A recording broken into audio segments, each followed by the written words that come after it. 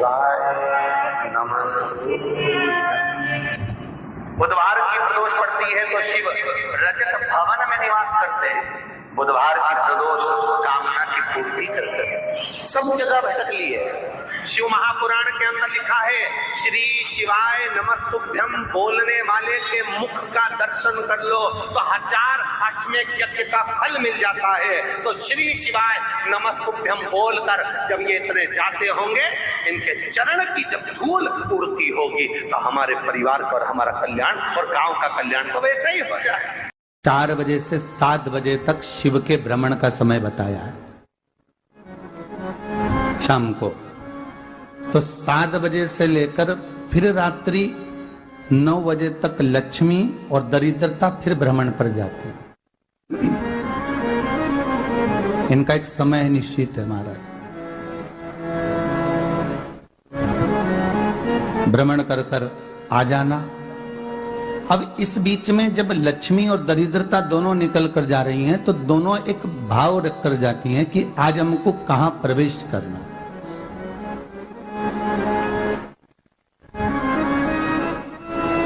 आज हमें किस जगह पर प्रवेश करना है, आज हमें कहां पहुंचना है, आज हमें किस जगह जाना है। और जिस नगर में जिस मार्ग से लक्ष्मी और दरिद्रता निकल कर जाती है, ये दोनों का जब निकलना होता है, इनको स्थान दिया गया जहां पर स्वच्छता हो, घर के दरवाजे पर रंगोली डली हुई हो, द्वार पर जल छीटा गया हो। महाराज, उस द्वार पर लक्ष्मी प्रवेश करती है तो दरिद्रता भी जाने लगती है अंदर। जब दरिद्रता अंदर जाने लगती है तो लक्ष्मी उसको रोक देती है। पहले मैं देखकर आती हूं कि तेरे लिए स्थान है कि नहीं, तू यहां रुक।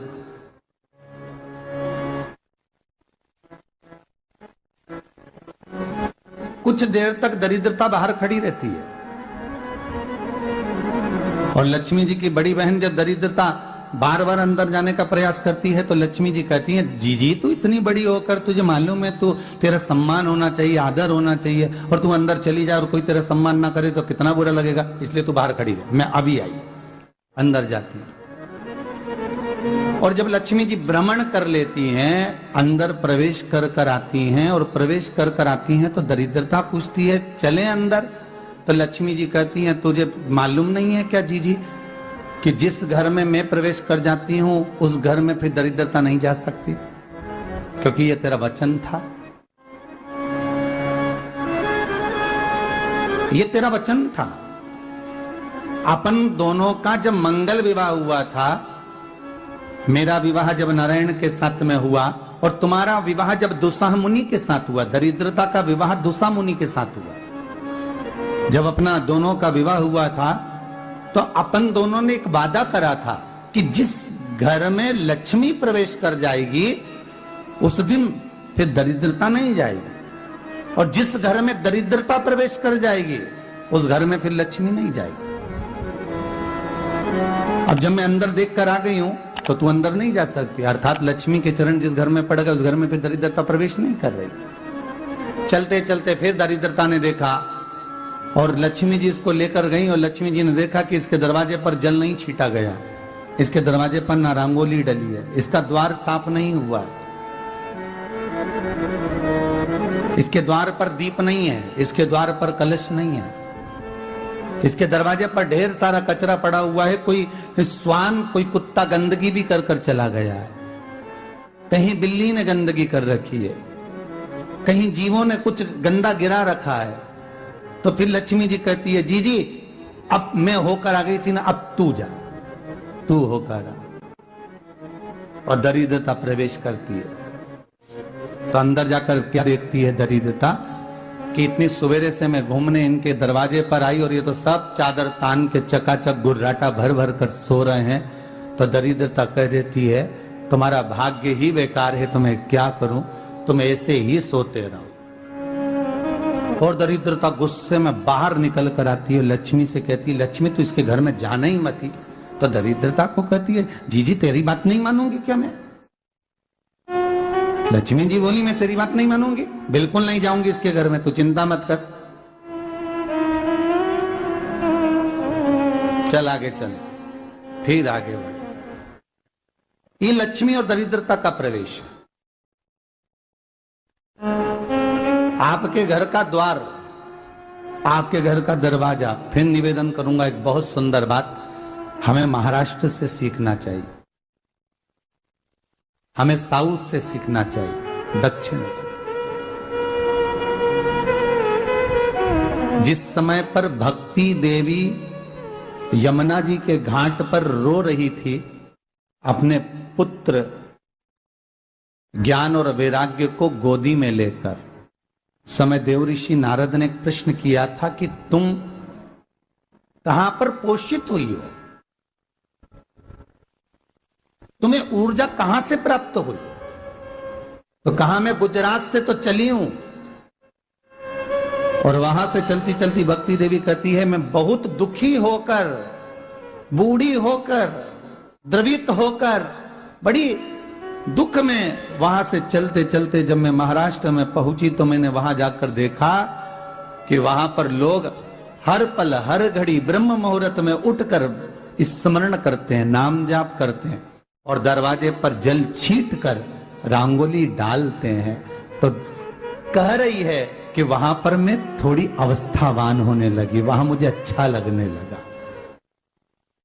फिर जब मैं और आगे पढ़ी, दक्षिण में जब पहुंची, वहां पर जाकर मैंने देखा कि सुबह से उठकर मंगलाचरण, मंगला स्तोत्र और वेदों की ध्वनि होने लगी। वहां पर मैं और आनंदित हो गई।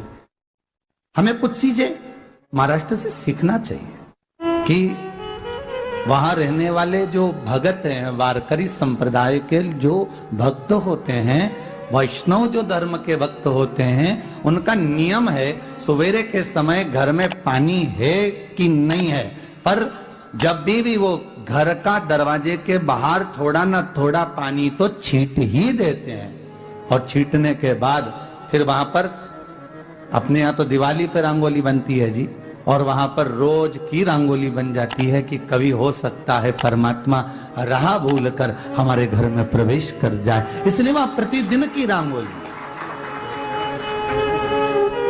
प्रतिदिन।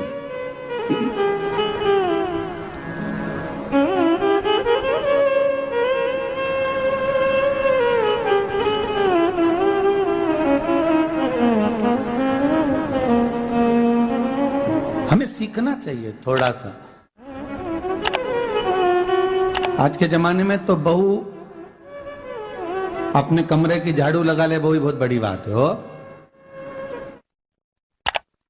खड़ी खड़ी बहू ये देखती रहेगी कि नौकरानी सही से झाड़ू लगा रही, वहां से लगा के लाओ, इधर से हेड के ले जाओ, वहां से कचरा सोरो, वहां से पोछा लगाओ। खड़ी रहेगी, उंगली से बताती रहेगी, पर इतना नहीं बनेगा कि सेविका से, नौकरानी से, दासी से कह दे कि तू मम्मी पापा के कमरे की लगा ले, मैं मेरे कमरे की लगा लूंगी, तू जा उधर। थोड़ा दया का भाव अगर होता तो उसके मन में भी आता कि मेरी बड़ी सेठानी तो अपनी जगह पर है, पर छोटी तो सेठानी की भी बड़ी सेठानी है जो मुझ पर करुणा करती रहती है। पर बड़ी तो कहे कि बेटा रहने दे, तू उधर ले जा, जब भाभी के कमरे में देख ले जा, उसके बच्चों का बड़ा फैलारा रहता ना, तो उधर देख ले जा, तो जरा उधर, मां उधर भेज रही है।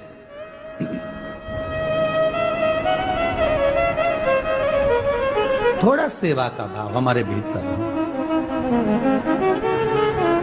और एक निवेदन तो हमेशा करा है और अब आज भी करता हूं, पूरे घर की सफाई करवाओ, पूरे घर में तुम पोछा झाड़ू जो चाहे करवाओ, मना नहीं है। पर एक निवेदन है, रसोई घर के अंदर बहू और बेटी ही जाकर भोजन बनाए तो अन्नपूर्णा सदा कृपा करती है महाराज। बहू और बेटी ही।